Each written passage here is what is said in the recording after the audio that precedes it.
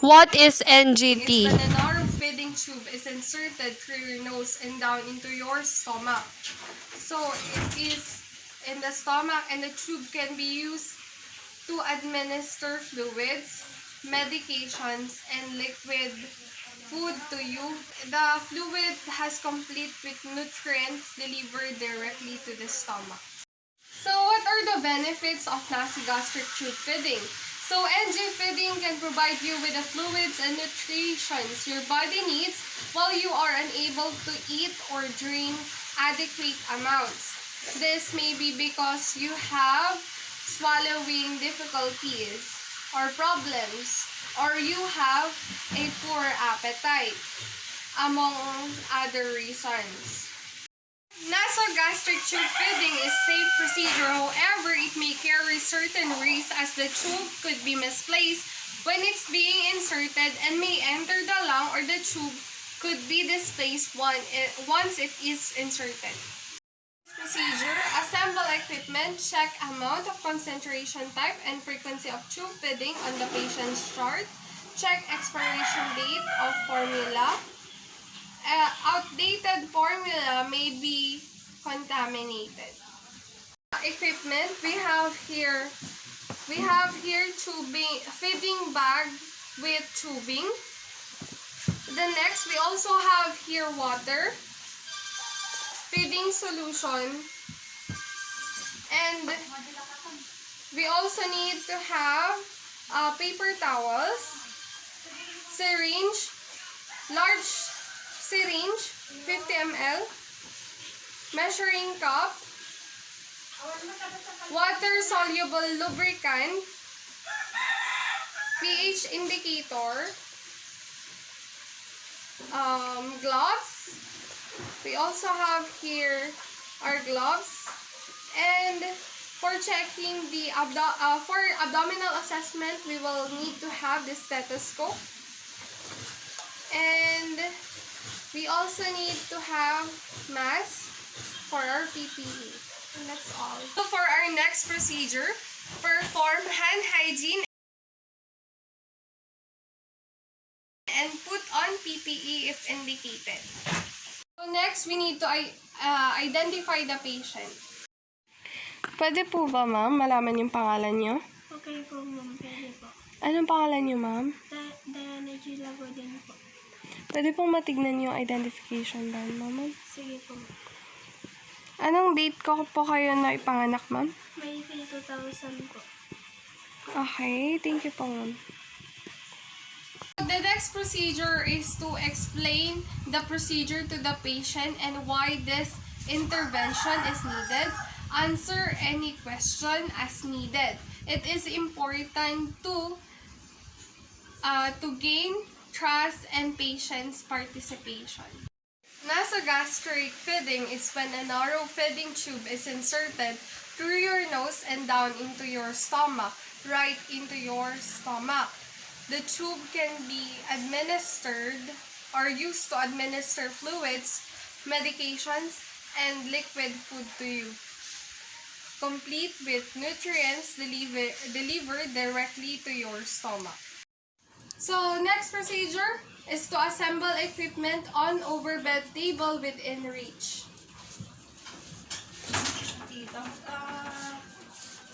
To close the patient's bedside curtain or door, raise to bed to a comfortable working position, usually elbow height of the caregiver, and perform abdominal assessments.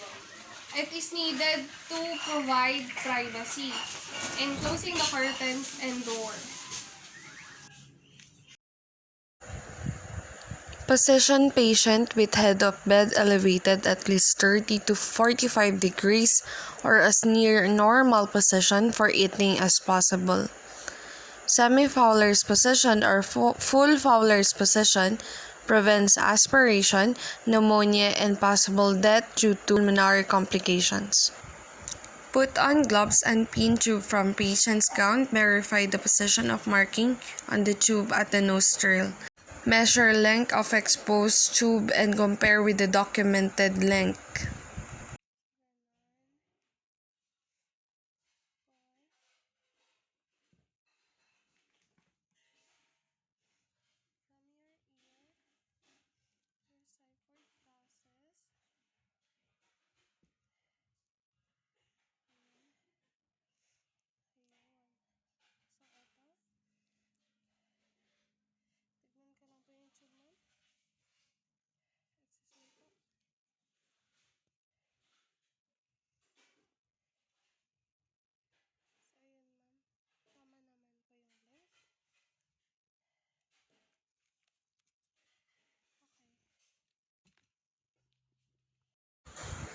Attach syringe to the end of tube and aspirate a small amount of stomach contents.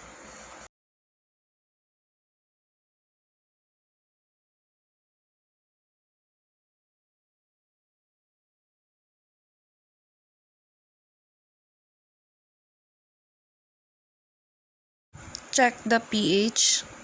To avoid complications, clinicians need to determine location of the tip of the NG tube before feeding is commenced. Gastric contents are acidic and a pH indicator strip should reflect a range of 1 to 4. Visualize aspirated contents, checking for color and consistency to check if the tube is in its proper place in the stomach. If it's not possible to aspirate contents, assessment to check placement are inconclusive, the exposed tube length has changed, or any other indications that the tube is not in place, check placement by X-ray. After multiple steps have been taken to ensure that the feeding tube is located in the stomach or small intestine, aspirate all gastric contents with syringe and measure to check for residual amount of feeding in the stomach. Return the residual based on facility policy. Proceed with feeding if amount of residual does not exceed agency policy or the limit indicated in the medical record.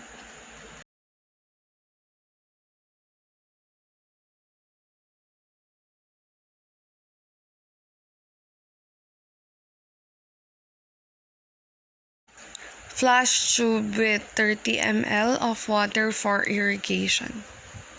Disconnect syringe from tubing and cup end of tubing while preparing the formula feeding equipment. Remove gloves. This allows the tube to be cleared, keeping it patent. Put on gloves before preparing, assembling, and handling any part of the feeding system to prevent contamination. Administer feeding when using feeding bag. Label bag and or tubing with date and time.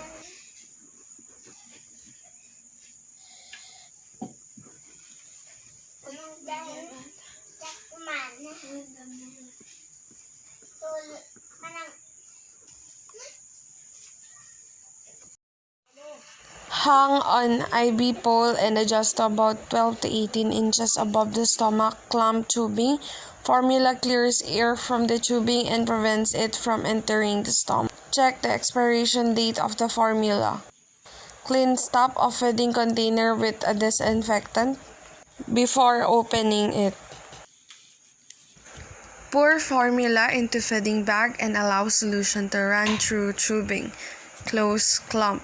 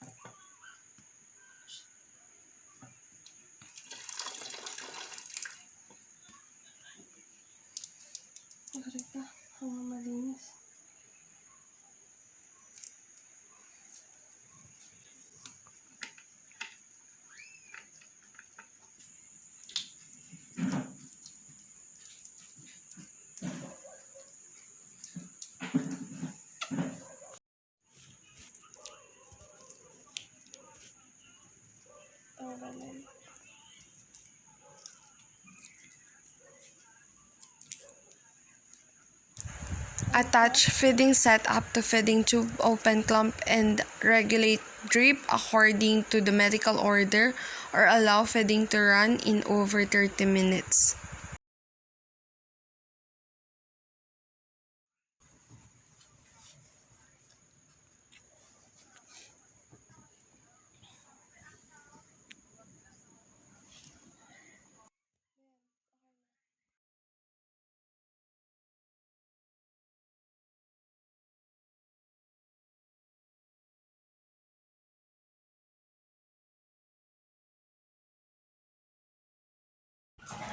Feeding very quickly may cause nausea and abdominal cramping.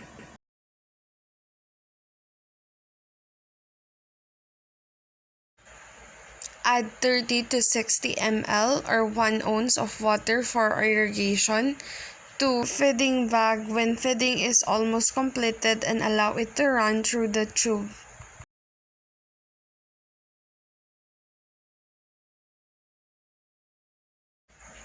This allows tubing to be cleared, keeping it patent.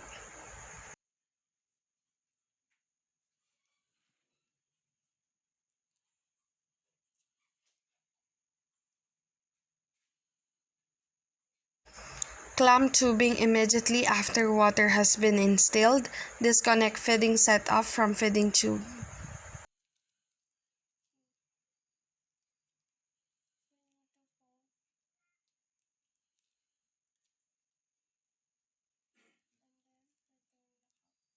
Clamp tube and cover end with cup.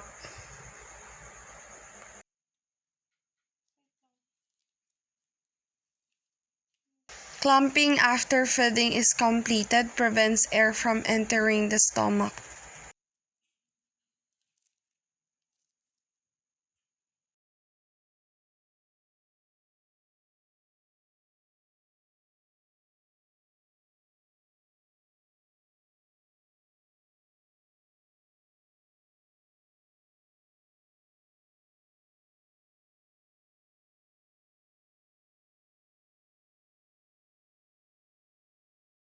Observe the patient's response during and after tube feeding and assess the abdomen at least once a shift.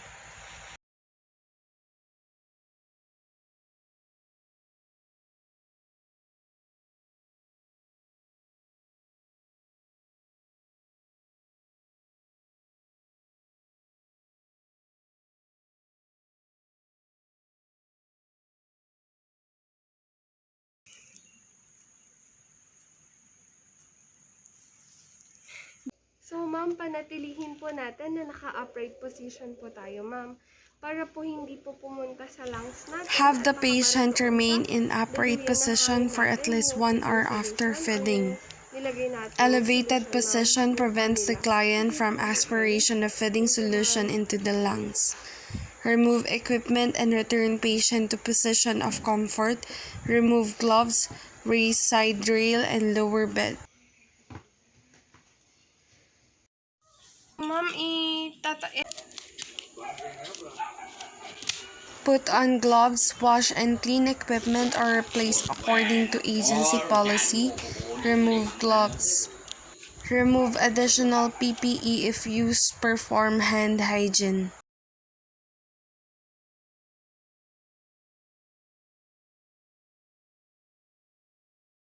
Document the procedure and any observation. Thank you for watching.